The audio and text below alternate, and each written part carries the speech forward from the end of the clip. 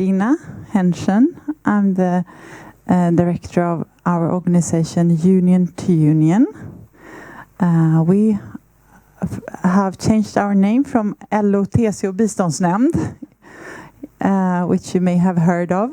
And we had a huge transition taking place in May this year, where we took new statues and we welcomed SACO as a new member, together with LO and TCO.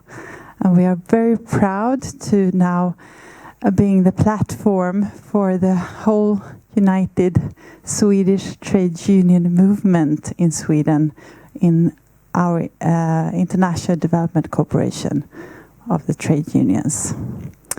As part of that, we changed our name and we have a new logo. But actually what we do is the same. It is still as important as it was and has been for almost 40 years. And as part of our activities, we do those lunch seminars.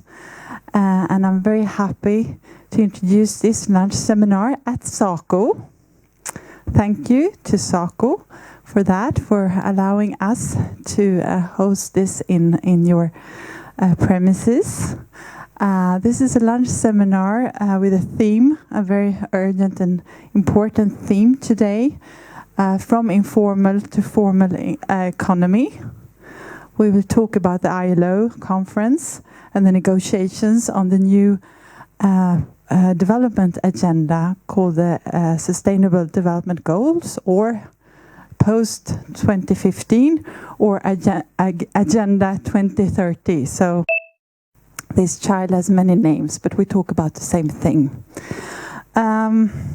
This seminar will be streamed, so if you have friends or colleagues or others that missed this seminar, you will find it on our web homepage, and you can watch it there again and recommend it further.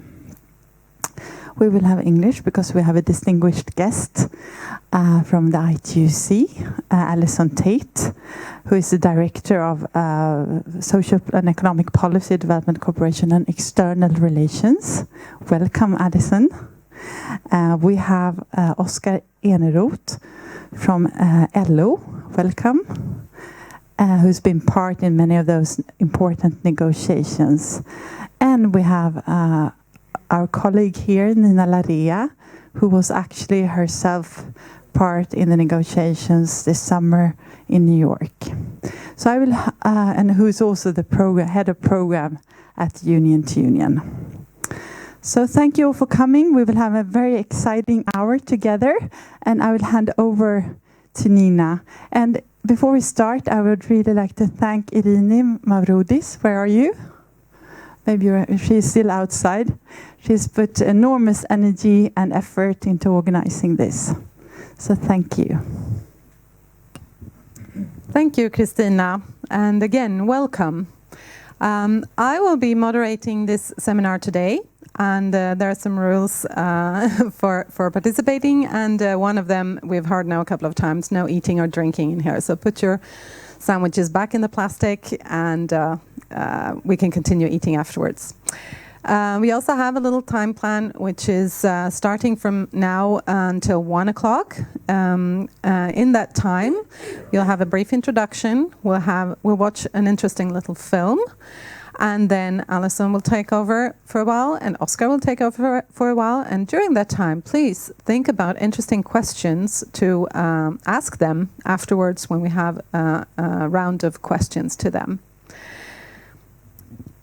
I will start by saying that these are extremely important processes that we're witnessing now. We are after a first round of the Millennium Goals, which many of you here, with your interest and why you're here, I guess, have seen and have partaken in, entered a new process which will finish by the end of this month by the signing of 17 new Millennium Goals, or Sustainable Development Goals. This has been a process where UN has been tasked to evaluate and reform the Millennium Goals that were quite simple in their formulation. There were 8 goals, and they were not including specifically the specific rights of workers and on the labor market. During this period up to now, the last few years, the trade union movement has stepped up its actions and together with its affiliates all around the world has started acting more as the development actor it is and made the UN realize that if there are no jobs, there's less chance for workers to have a subsistent living condition. And therefore, in the 17 goals, we now have 2 goals that specifically target the lives of workers. One is the general goal number 1 on fighting poverty, which also mentions the need for social protection, and the goal number 8, which actually explicitly mentions full and productive employment and decent work. And this is a very important concept of decent work because it's a specific agenda adopted by the ILO. And at the same time, the ILO has had a unique process leading up this year to a conference which put informal workers on the agenda. And this means that ILO has a very important role to fill in being a standard and an important implementing actor of these new Sustainable Development Goals, because this recommendation that has been adopted and that our speakers will talk about has the unique possibility to guide all states on how to participate in transitioning from informal work to formal work. Now, many of these words might be new to some of you here. Some do know about it. But here with us today, we have the 2 distinguished guests who will talk about these 2 themes and also talk about how they mutually influence each other. Hopefully, maybe also why it is important for us to continue to pressure on the Swedish government, who's been a very, very strong protector of our rights and has been lobbying strongly both in the UN and in the ILO for these new standards and articles. First of all, we have Alison Tate. She's, as Christina said, Director of Economic and Social Policy at the ITUC, which is the International Trade Union Confederation based in Brussels, Belgium. This organization represents 176 million workers in 162 countries. But Alison has represented the ITUC in the ILO and the UN and other international fora, including the Workers' Secretariat at the ILO for the negotiations on this recommendation that we're going to talk about today. With us as well is Oskar Ernerot, who is a trade union official at the LO, with a background at Swedish Kommunal. And he's an expert on human rights in the labor market and works with the issues of ILO, UN, social dialogue, and the post-2015 agenda. And with those words, I welcome Alison on the floor. Actually, Alison might want to sit and watch the movie as well. So we're going to begin with watching a little movie, which has actually something to do with the projects that we support at the Union to Union, call center workers. So without further ado, no, I don't need the technician yet. I think I can do this. Actually, I might. There.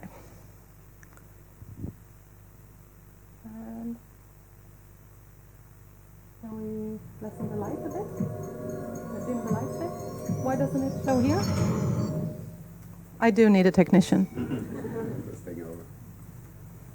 So I can maybe just add that this film that you're about to see. Hello, I'm Alison. The film you're about to see is one of 5 films that you can easily access on the website that they're just accessing now, called equaltimes.org. And Equal Times has fantastic resources talking about articles, blogs, information, multimedia formats like these videos of issues that face workers all around the world. And this is one of 5 little films on informal economy workers based in Morocco. Here we go.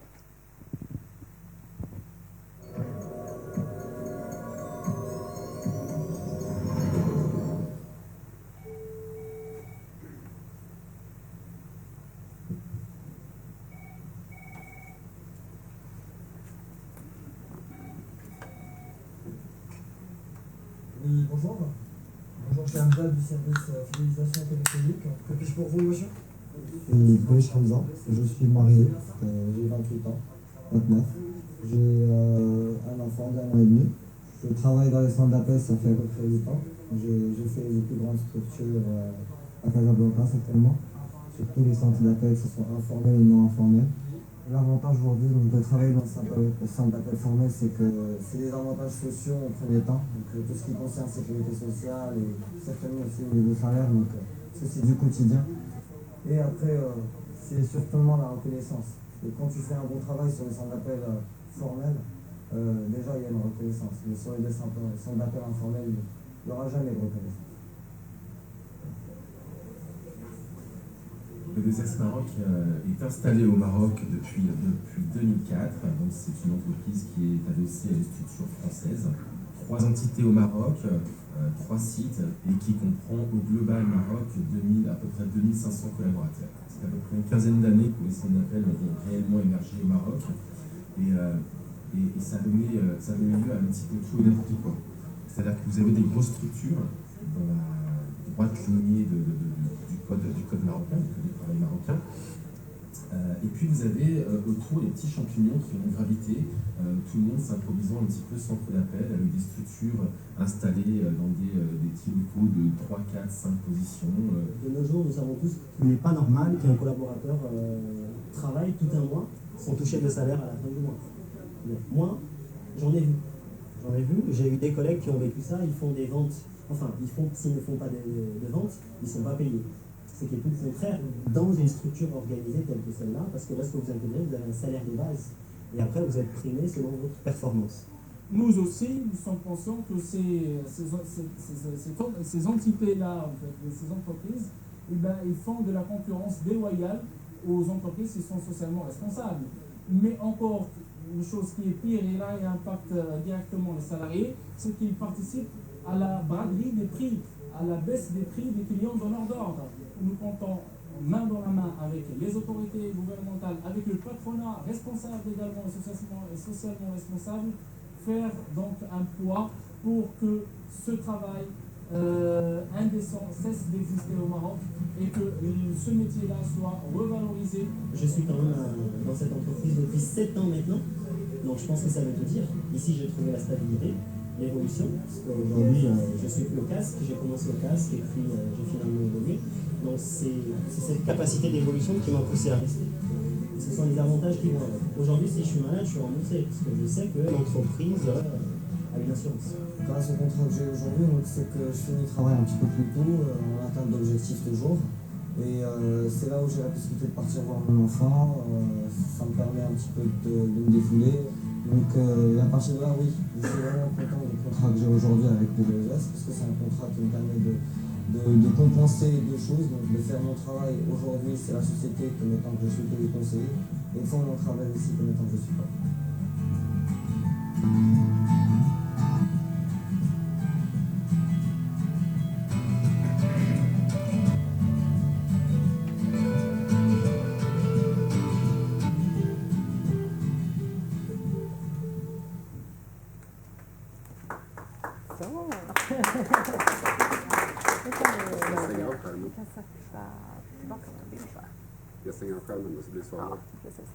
Okay, thank you.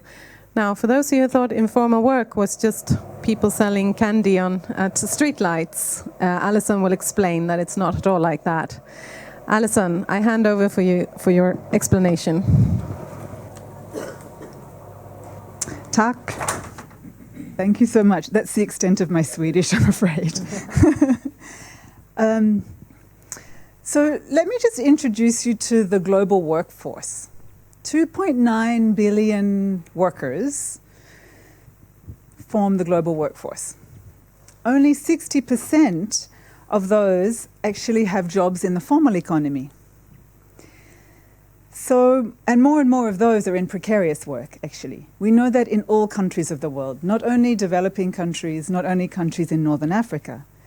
So there are 40% of workers globally struggling in the informal economy, with no minimum wage or income, no access to social protection, no legislative rights, So these numbers, though, we know are growing everywhere. If we think about the future of work, it's in fact becoming more and more informal.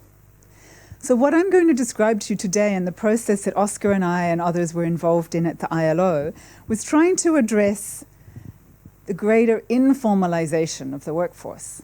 Rather, how do we counter that?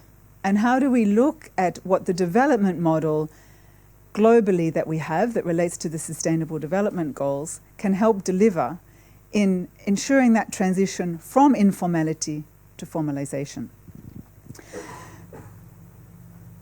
We can think about workers in developing countries. Who's ever traveled to a developing country? In Asia, Africa, Latin America? Be proud, raise your hand. Great. So you know the scene of people selling on the streets, selling selfie sticks in every kind of tourist site you've been to, selling noodles on the street. We know this is the informal economy.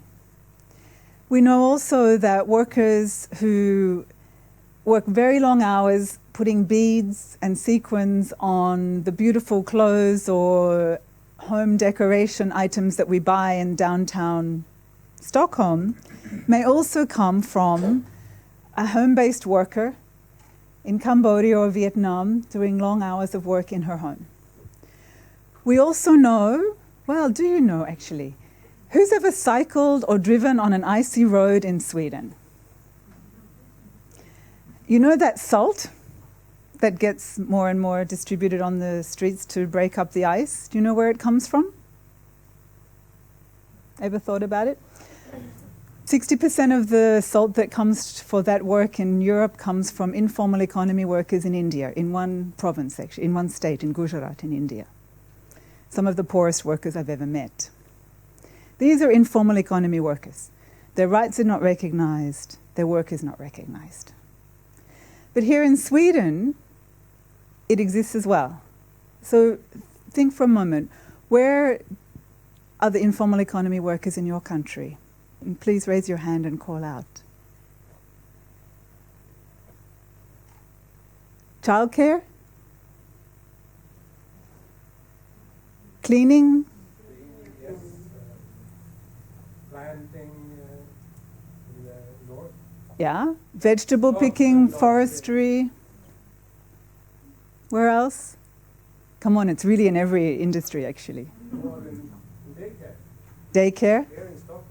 Construction, it's trying to address it, but not so much, but construction, yeah? Yeah? All around us. Actually, in most things that we touch, buy, consume, etc., there's an element of informality. And that's what we're trying to address.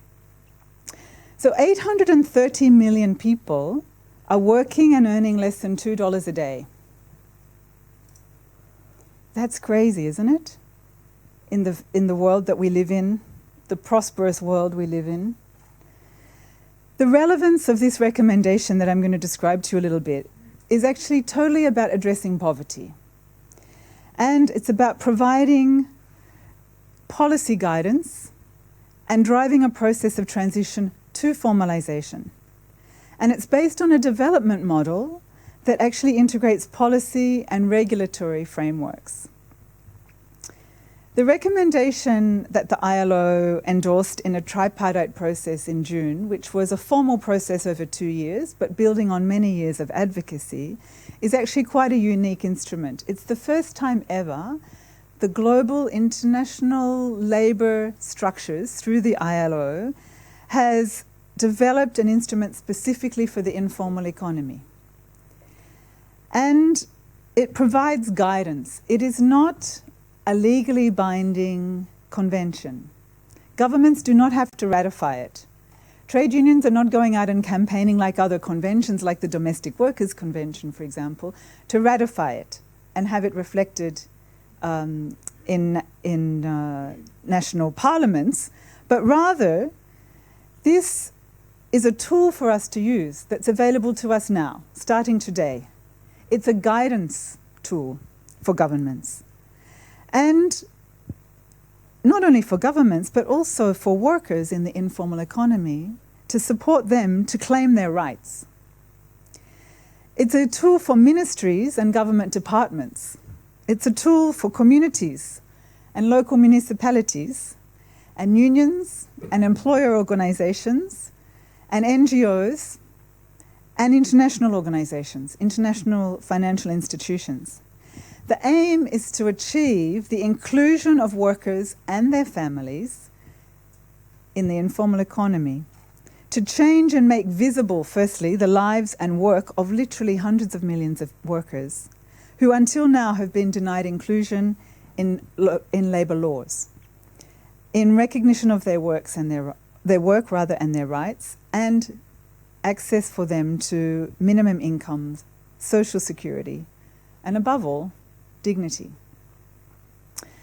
There's a common agenda between employers, governments, and unions in the process that the ILO addressed. The purposes of transitioning from the informal to the formal economy is threefold.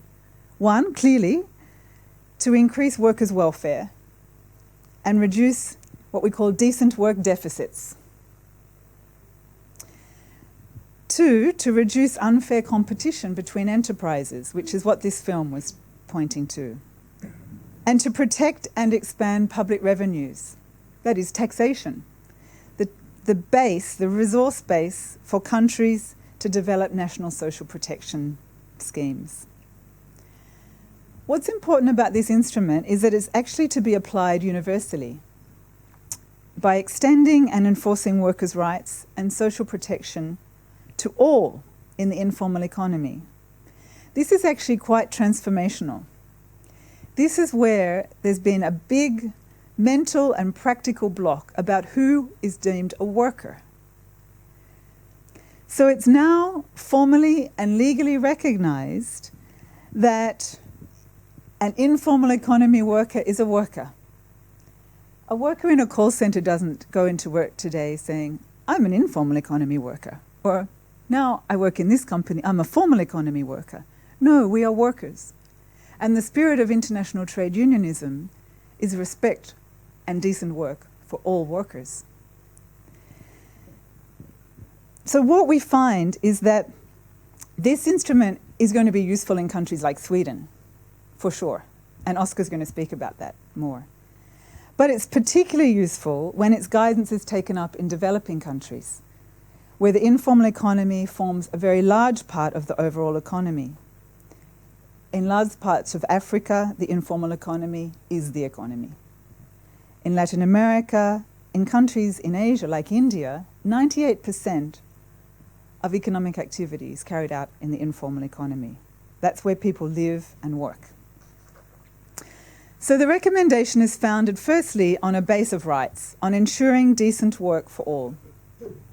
The scope of it clearly identifies the actors in the informal economy, the workers, and what in the text of the recommendation are called economic units, or the business units, because they're not necessarily registered businesses or enterprises. So the scope covers all workers in the informal economy, own account workers, those informal workers working for formal enterprises, down through the supply chain, those workers in unrecognized or unregulated employment relationships, working without contracts, subsistence farmers, domestic workers, home-based workers. This covers those in all sectors, public and private, and in public and private spaces. The vast majority of workers who undertake economic activities in the informal economy do not do so by choice. Rather, for most, this is a survival strategy they adopt because there are no decent jobs available in the formal economy. So a big part of the advocacy that unions undertook in this process was to lobby governments to address job creation strategies in the formal economy, to expand what is formal work. But the scope links those actors in their places of work, wherever that may be, including in global supply chains and across tiers of subcontractors. The global supply chain model concentrates the largest part of profits where? At the top of the chain. Meanwhile, the growing gap of decent work deficits is accumulating at the bottom of the chain. So the micro and small economic units, including those in the informal economy, are unfairly pressured, barely surviving on the edge through the pricing and sourcing structures of many of our biggest and richest global companies. The rapid growth in supply chains can be a threat to formal work, where contracts and subcontracts are so numerous and so complex that multinational enterprises do not keep clear records and have no idea of how to monitor those procedures, to know that informal work is not incorporated into their supply chains. About 60% of global trade, which today amounts to more than $20 trillion, consists of trade in intermediate goods and services that are incorporated at various stages in the production process for final consumption. It is in the interest of sustainable business and of decent work that all small and medium-sized enterprises are able to formalise their businesses and all workers are afforded fundamental rights.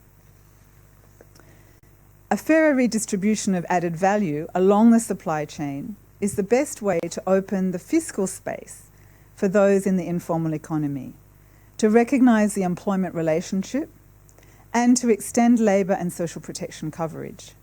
These are the objectives of this recommendation. The special incentives and reserve quotas in public procurement, for example, for micro and small economic units are also advised in this, the advice provided in this recommendation would make the transition to the formal economy more sustainable. So with fairer competition, the macroeconomic policy drivers can more effectively generate decent jobs, as I mentioned, in the formal economy. So the starting point at home, here in Sweden, for example, is to engage actors in the informal economy. We just mentioned who they are, but how do they get represented? How do they participate in processes of dialogue and of improved economic and social policy? Through unions, through organising, through the associations of informal economy workers, some of which are outside the union movement. But we have an interest to ensure that genuine representation is a part of what unions do in all sectors.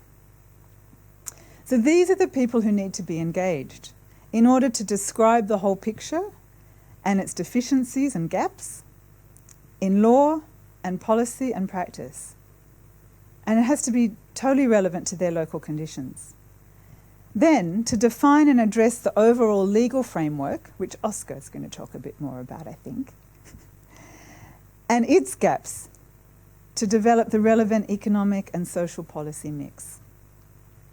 So the issues that were highlighted in this recommendation were about inclusive growth strategies and the generation of quality jobs in the formal economy. That's the starting point.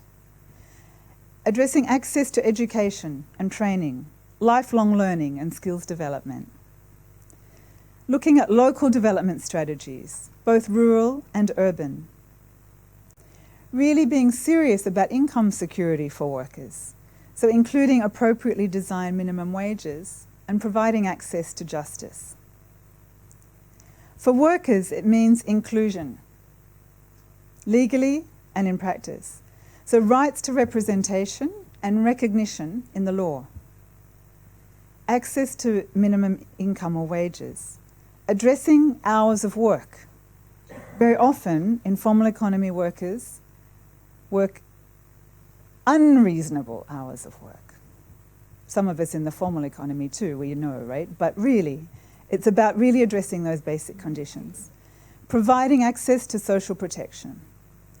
Ensuring occupational health and safety. Some of the dirtiest and most dangerous work is conducted in the informal economy. Indeed, all aspects of labour law. So the voice of those in the informal economy needs to be heard through the processes of social dialogue. In the union movement, we are just beginning, honestly, to acknowledge the diverse actors in the informal economy. For waged workers, collective bargaining with their employers or contractors is fundamental. For non-wage workers, negotiating collectively with the pertinent local, regional or national government authority, with other decision makers, with buyers and contractors is the foundation of recognition and of dialogue for change. So tripartism is the very foundation principle to ensure that this is genuinely representative and inclusive. Organising workers in unions and having their interests being represented, their concerns acted upon, their rights respected, that's fundamental. This recommendation presents the elements that should be addressed to define an integrated policy framework that's relevant to the structural transformation of the economy. This was quite challenging for many labour ministries in this engagement because they're used to being the leaders of policy development and labour law. But indeed, this involves many more responsibilities beyond their direct labour-related responsibilities. The elements ensure there is a coherence of economic, social, and environmental policies, including those relating to macroeconomics, taxation, development, poverty eradication, industrialization, employment, labour markets, social protection, education, and other social policies with the aim to create formal jobs. The recommendation recognises the importance of integrating these within national development plans and coordinating action at different levels of government. I mentioned already before provincial, local government, municipal authorities. Many of the regulations that apply to workers in the informal economy are in the remit of local government, most relevant to facilitating and providing capacity to the transition. So in promoting development strategies, the recommendation recognises the importance of access to public space. Very often traders are in parks or in traffic intersections. It's not necessarily formalised space for work. The criminalisation of many informal economy workers is not because of the nature of their work, but where they conduct their work. So these are elements that were really taken on in the recommendation. The link in the recommendation is also made between property rights and income security. So specific acknowledgement is made to secure existing livelihoods through the transition so that working poor do not lose access to their workplaces or to their incomes as the policies that take time to institute are put into practice. The body of legal instruments internationally, of labour standards and national laws, provide the legal framework. But there are many gaps in compliance and enforcement. We know that. As trade unionists, we know that every day. We're dealing with the fallout of that. And no matter the country or level of economic development, that's a challenge. So an effective legal framework, effective enforcement mechanisms, especially labour inspection, are critical. We need to ensure that public procurement measures actively support a formalisation process and do not contribute to corruption or shadow economic activities.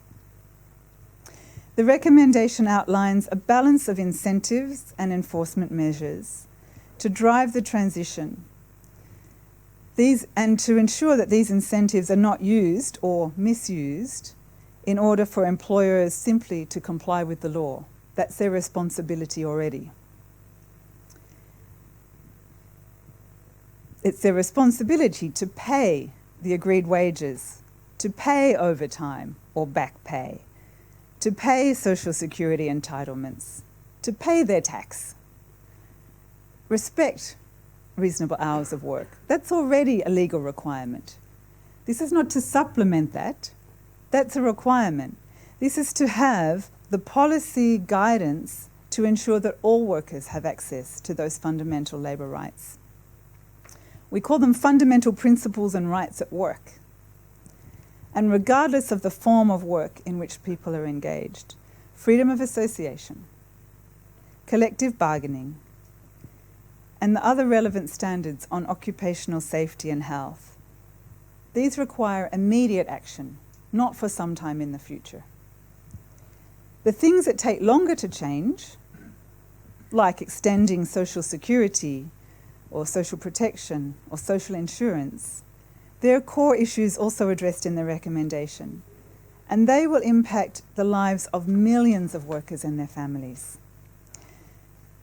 That needs to be in line with the other ILO recommendations on social protection, for example, including the establishment of social protection floors where they do not exist. The provision of paid maternity leave for women and access to childcare, they're particularly important elements to be achieved progressively. That takes a little more time to get the resources and the systems in place, but nevertheless fundamental to the formalisation of work. The recommendation alerts us to address those most vulnerable to the most serious decent work deficits. That's women, young people, migrants, older people, Indigenous and tribal people, persons with HIV or AIDS, persons with disabilities. Domestic workers are particularly vulnerable, and subsistence farmers. Gender-based violence is also a specific recommendation within this instrument. Migrant workers face unique obstacles to securing formal employment and to securing decent work. Very often, a migrant's experience is moving from the informal economy in one country to the informal economy in another. So the guidance provides that governments should secure the full range of workers' rights for migrants and reorient enforcement programs to facilitate the transition to the formal economy. A huge challenge, we know, but from a rights perspective and from a practical policy perspective, this is what this instrument is trying to drive: genuine coherence. So improving the income security for workers in the informal economy is a key objective of this recommendation. It provides guidance to all countries to extend to all workers a minimum wage on which they can live with dignity. Now that will be worked out obviously according to national circumstances, but we have to remember that we are addressing the world of those in the informal economy who are living and working and dying in desperate conditions, not able to access the basics of income, food, and even a place to call home. Accessing healthcare, schooling, education or justice. These are the kinds of elements that are specifically addressed in this recommendation. So I just finally want to say that the face of informality is actually female. It's a life of insecurity, of harassment, and very often living on the edge. Here, the world of work collides with issues of fundamental dignity. So establishing these various points I've outlined is fundamental to human dignity. And there are recommendations within this to governments, to social partners, to the ILO itself, to development actors, and international agencies including the United Nations Development Programme, UNICEF, the World Bank, multilateral development banks, to promote and utilise this recommendation. So we are proud that the workers of the world came together through our national confederations to participate in designing this tool, working with informal economy workers in many countries around the world. What we need now is to see it implemented, and that work is to start today. Thank you.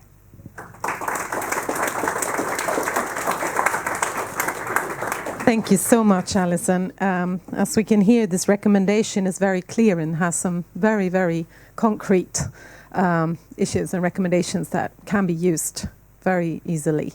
So now I will hand over to Oskar, who will talk about the Swedish context of this and some other connected issues. Welcome, Oskar. Tack. Ja, tack. Hello. Okay, in English then. It's always interesting when you come to union if you should speak English or Swedish. Today we take English. It's good to see so many here that is interested in this issue, because when we were negotiating this in Geneva last summer and the summer before, we could actually feel a bit lonely talking about an issue that is not really relevant to at least not every Swede or Nordic person every day. But I will try to put what Alison just said in a Swedish context, or a Nordic context anyway. And as Alison said, it's the work we did this summer and the summer before, that was hard work, and it was conducted by the ITUC, and it was a successful one. And it was really a test to the ILO three-parties mechanism, I would say. It was more than one time that the employers threatened us to leave the room because of our differences. So in that scope, it's important to know that the work actually really begins now. And that's really important. And what is also important is at the time in the big plenary in the UN building in Geneva, when the recommendation was adopted, it was adopted with almost full consensus, and especially the Swedish government and also the Swedish employers were 100% in favor of the recommendation.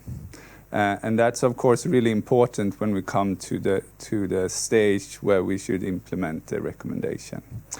That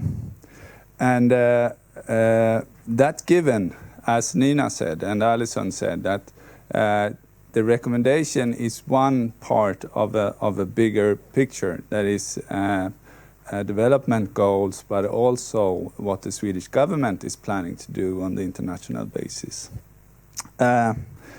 But just to mention a few differences, what made, for instance, the employers to leave the room was in Swedish context, and the Swedish employers, where we had our differences, were one about what Alison just mentioned, the so-called minimum living wage. There were worries about the Nordic model. How will that affect our collective agreements, our labor market model? We always say minimum living wage or minimum wage, but we also add in national practice. But at this time we didn't do that, because we didn't need to do that, because we had strength in the agreement that we have on human rights at the UN level. So it was not a problem for us, but the Swedish employers was really worried. So we had extra meetings to explain this, that this is not worrying for the Swedish labor model. And another issue that will come up next year is the so-called supply chains, or värdekedjor, or what we call it. And that will be a negotiation next year at the ILC.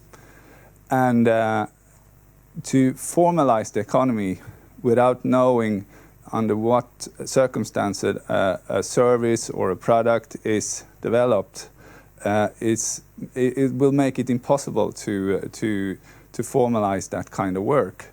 And of course, it's really important for the workers' side or from the trade union perspective, to have the supply chains in the recommendation on formalizing the informal economy when we start to talk about the supply chain. So that was really something we could actually have celebrated more, I think, but it was a good thing. Okay, if we put it in the Swedish context, as we said, different estimations about how big the informal economy is in Sweden, but I would say it's less than 5%. It's even more less than 5%. So the recommendation itself actually provides tools, a mechanism, and guidance for how to stop the formal economy to get more informalized. We have in different areas of the economy, we can see that things are starting to happen. And one important thing that the recommendation takes up is the issue about tax evasion, skatteflykt. Tax evasion in the meaning of not planned taxes, to plan taxes. That is legally okay, morally, I don't know. But it's when it comes to illegal tax evasion, and that is the recommendation is strong on that point, and that is something that is useful for us. Another thing is, of course, corruption. We are a country with low, as you know, we don't have that much corruption, but it gives tools to prevent further development of corruption, because countries with a high amount and high level of corruption is also always countries with a high amount of informal workers. And then, of course, really important from a trade union perspective is that the recommendation give us strength in fighting for union rights. Because, as Alison said, it's based on the fundamental conventions in the ILO. Right to organize, right to collective bargaining, right to strike. So at the same time, as we can see in Sweden or Nordic or other European countries, where we see anti-unionist winds blowing, see the development in UK, for instance, that is something we can find in the recommendation as a tool to prevent informalization of the economy to strengthen the union rights. And in that case, from the trade union perspective, the recommendation is really important. And then, as I said, it was to finish that part, I would like to say this, that the implementation is up to the government, of course, but it's important that it's been that the implementation will be done together with the social partners, and that will be also done. That's not me. And that will be done, of course, by the social partner, but it's also important to defend this system that we have, this formal system we have with formal institutions. We talk about tax systems, we talk about transferring systems, we're talking about social protection systems, and so forth. That is the core thing of keeping the economy formal. And that we can defend together. But we can also use two other things, and that's of course the social or the development goals. And as Nina said, it's of course goal number 1, and it's goal number 8.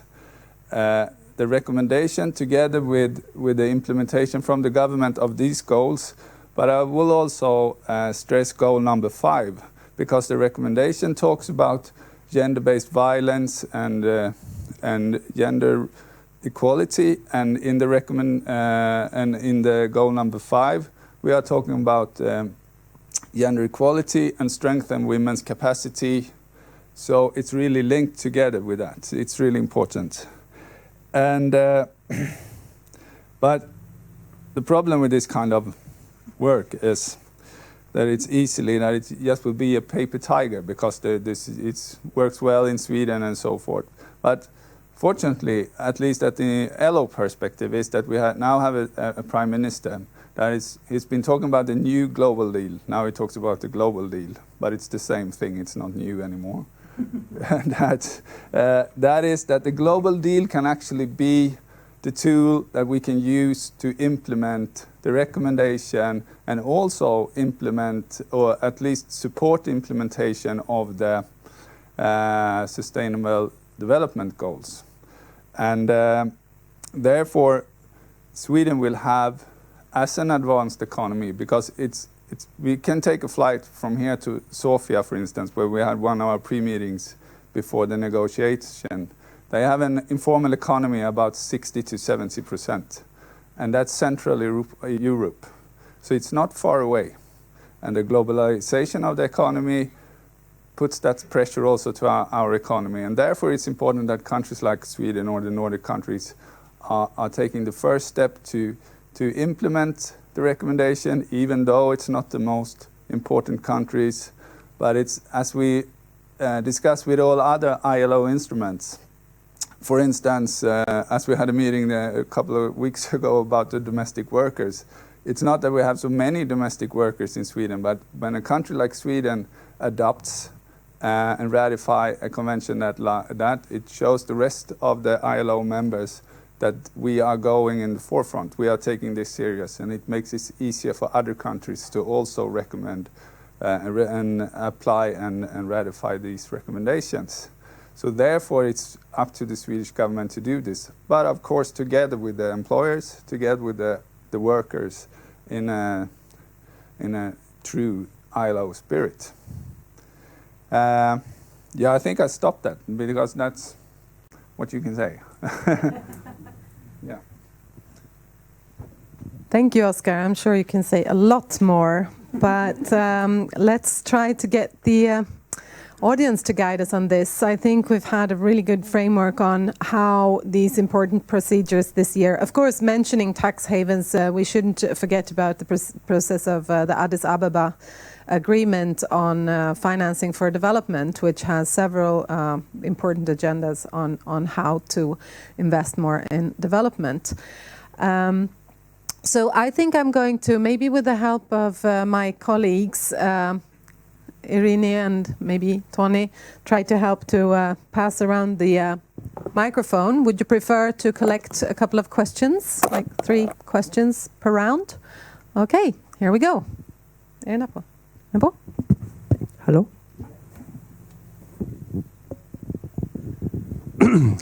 I'd like to challenge the idea of Sweden only having 5%. I just had to go out, or when I had a small child, I went out and was shocked that there were I wondered whether so many Polish people are now mothers are now at Södermalm, but they were not Polish. I mean, they were not the mothers. They were informal Polish workers. That was, of course, before Sweden entered. And part of this informality has gone away with those tax reforms, but it's in a very strange way. But we are importing through international delivery chains, I prefer to call them, than supply chains. Chinese, Indian, Bangladeshi, part formal, part informal. And we are having it, of course, there are also informal economy parts that is very hard to say. Self-employed people who exploit themselves, etc. So I would, if you really try to count on it, it's of course impossible, because that's by the very nature, it's secret. So it's, but I challenge the figure 5%. I think it's a misrepresentation. Maybe to be optimistic, the misrepresentation is done, but it is a misrepresentation. Was there a concrete question, or was it just a challenge for Oscar to answer to? Well, it's a question of... Yes, I think... Okay. Whether one... No, that's fine. I'll take the challenge back to Oscar and take up a couple of more questions here. Do we have any?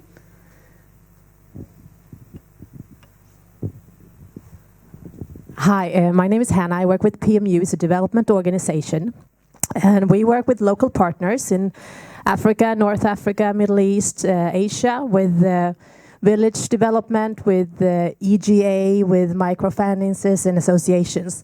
And I would just like to ask you, Alison, what would your recommendation be based on moving from informal to formal economy to our local partners, working with one person working with those small corporations? How would you suggest us to work with this issue? how we as organizations work with the issue with our partners. That would be your question. Yeah? Do we have another one? Thanks. Do present yourself, sorry. I'm Monica Alison. I'm working at think tank Tiden. I was just wondering, are we just living in dark times, or can you please pinpoint some do you see any turning point or positive development in today or in the near coming future that may serve as an inspiration? Was that a question to both? All right. You got the really heavy questions at once. The 5%. Okay.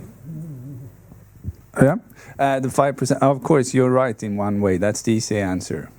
It's almost impossible to count. Okay, you can count approximately how the productivity, and then count what you would have get in tax pay and so forth. But it's almost more interesting to discuss the term informality, because if in the negotiation we talked a lot about illicit, illegal, illegal, also kriminell work or activities combined with informal work, and there is a difference. And the difference is really important, and the difference is easy in our context, because if it's illegal, illicit, then it's claimed by the law and so forth. But in the informal economy, it's not necessarily illicit, but it's even though the persons in the informal economy can be covered of basic social rights, but their work is not formal. So it's like a floating limit where this or border where this is. So I think that's more important, because the Polish worker at Södermalm here in Stockholm, she can be covered of other things, and maybe it's not illicit, but it's informal in that way. So it's kind of complicated. I want to answer that question too before going on to the others, because, you know, we have to be really careful about how we engage with policymakers on this. Many people take a reactionary perspective that it's about illegality. Well, frankly, the illegality is of many businesses that don't register, usually to avoid paying tax. And therefore, they're not paying the entitlements for social security for their workers, they're not paying correct hours of work, etc. And we do not want to demonize the workers in this. Quite the opposite. It's about empowering them to have rights to represent their interests. So those workers that you're speaking about, you know, they very often don't know their rights in their home countries, let alone when they come to another country where they don't know the system, they don't know the language, certainly they don't know the labor laws. So we need to have a more encompassing perspective on how we change that mentality. And that's what this was all about, even starting with government ministries. If we're really honest, Oscar, remember the first year of discussions, we just were shocked at what some of those government ministers or their representatives were saying. Even in Ghana, where there's fantastic engagement of government, employers and workers, the representative of the government, I thought, have you never been to the marketplace? You know, what they were talking about just was not connected to reality. The representative from India, who came from a labor institute, had never engaged in a process of negotiation with workers. He'd never thought that workers should be engaged in negotiations about their working conditions. So this was the conditions we started with. So we were really thrilled, actually, by how much they grew and how much they knew in a 2-year process, because they really came to be much more knowledgeable about conditions in their own country. So frankly, it's not just education for workers and awareness, but also for many in our development circles, let's say, development practitioners, have to open our eyes sometimes to the realities. So that actually is a segue to answering your question about what can you do and what can your partners do. this is the instrument we're talking about. It's actually half this because this is French and English together. But if you go to the website of the ILO and actually take a look at the recommendation, that's the first step I'd suggest. It's not rocket science. You know, we're not the most brilliant people on the planet, sorry to say, but we came up with some really practical suggestions in consultation with union members and informal economy workers. Really, I had the pleasure of working with people all around the world in this 2-year process, where they had a voice in this and they said, this is the important stuff that makes a difference in our community. This is what we need to be able to negotiate with the local municipality. It might not be in a decent work country framework on a log frame. It clearly usually is not. It's actually about the engagement of dialogue between decision makers and policy makers to be aware, to open their eyes and be aware. And so, in part, if you look at the text of what this recommendation is about, it's supposed to be a logical kind of sequence of issues that need to be addressed. That's why I called it the economic and social policy mix. About the transition. It's about moving, not people, but moving policy to better formalize, recognize. I used that word many times when I spoke before, right? Recognize actually what's going on and what needs to happen. And it's not rocket science. It's just fundamental good policy making and good development practice. That's what the recommendation contains. And it contains specific areas for attention. So what I'd suggest is to use this tool, like any digging tool in the garden, you know, for people to use it, to be familiar with it, what it contains. So I'd really suggest that your development organization sits down with your colleagues in that country and they will see the elements that are important to them. Maybe it's not all, but they then go to, whether it's the local municipalities, whether it's the local rice mill, whether it's the cooperative that's representing, you know, buying up the products from the informal economy workers. It's about negotiation and rights and recognition. So there's more specific details that are important in that recommendation that they would find of greater value. Other things, they may already have it handled, but it's to provide a framework that in its totality changes their lives and working conditions. And legal rights. It's about recognition of legal rights. And that, therefore, as rights holders, they need to know to start with and claim. Yeah. And then your question, it's dark days, right? We all know that. We are in economic, political, democratic, environmental crisis everywhere we look. The hope is that you're here, frankly. Really. I mean, we can have these kinds of conversations. And you're in a country where you can do something about it, where you have accountability with decision makers. It's a struggle in every country. I see absolutely in my job shrinking space, not just for trade union, genuine trade union representative voices, but the democratic space to take these things up, to speak out, to address these issues. You know, looking at the news every day and looking at the crisis of Syria, for example. I just wanted to cry the other night when I heard David Cameron say, well, it's not only about England taking more refugees, it's about addressing the issues in Syria of peace. It's like, duh. Yeah, but that was 10 and 5 years ago, and in some countries 20 years ago. This is, get on with it now. Glad you woke up to that, but come on, take action. So the point is, I think, about transferring our values and our demands and our analysis into action points. So I don't know what it is that you take away from today, but take something away and take action on it. That's the hope. Huh? Otherwise, there's no light. I think you're right. All right. Thank you. And you are both brilliant. Really, there's no doubt.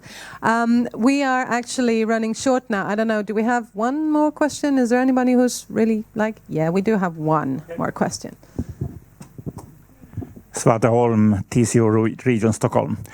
I've been working with international projects with trade unions in Paraguay, in Guatemala, in Belarus, and so on. They have a code of labor that's almost the same as ours, but there are no strong unions to implement that code of labor. So what I will ask you, Nina, how shall we best way support our trade unions in other countries? Because I think that's the best way to implement this new thing. Yes. Thank you, Svante. I don't know if I'm the best person to answer this. I am merely an instrument for the Swedish trade unions and their initiatives. We are at the moment supporting around 105 development projects together with our Swedish trade unions, and in some cases with the global union federations and the ITUC. And I wanted to answer a question too as a moderator. I'm not sure if that's the rule, but ask your friends to join a union because there are unions for all sectors, and also for agricultural workers, for example. That's one thing that we do support. We do support the networking of unions in different countries, so that stronger unions in countries where labor legislation is better implemented can help weaker unions in other countries. We also strongly support the interaction between trade unions and other civil society organizations. In Sweden, our work with the influencing the new development goals and the financing development agenda has been coordinated through Concord Sweden, which is an organization with 53, the other way around, Swedish civil society organizations going together and lobbying towards the Swedish government and the European Union, which is also a good way of working. Many trade unions have, as I said in the beginning, woken up to the fact that they are development actors. They're not only there to defend immediate actions towards their members, but they are also able to positively take use of the right to social dialogue, which is a right that trade unions have, which is very specific. So we do welcome more propositions on trade union development projects, of course, if you like, with us, and more interaction with your brothers and sisters in other countries, more dialogue on the specific conditions that they are working under. So in that way, I would conclude by saying that the trade union movement is one of the best movements, if we can brag, because it is everywhere. It is there on the global level, it is there on a national level, it is there on the work floor, it is there on the street, on the field. And I think we should use every possibility we can to strengthen trade unions all over the world. That would be my answer. Thank you, Svante, who I've had the privilege to work with. Thank you, Alison. Thank you, Oscar. Thank you, Christina, for today. Thank you for coming here to one of our lunch seminars. And we will carry that little hope with us that we can all make a change. We can all engage and carry this important message further to create decent work for all and to work against informality. And the actually important thing that you mentioned that we all are struggling with, that the face of informality is actually a woman, a female face that we see, and it is the same when we look at extreme poverty. So thank you to you, thank you to the audience, and if you want to join next seminar, it will be on the World Day of Decent Work, 7th of October, and you can also join our newsletter on the webpage and receive all the information from us and from our partners on the development field. So by that, thank you and have a nice day.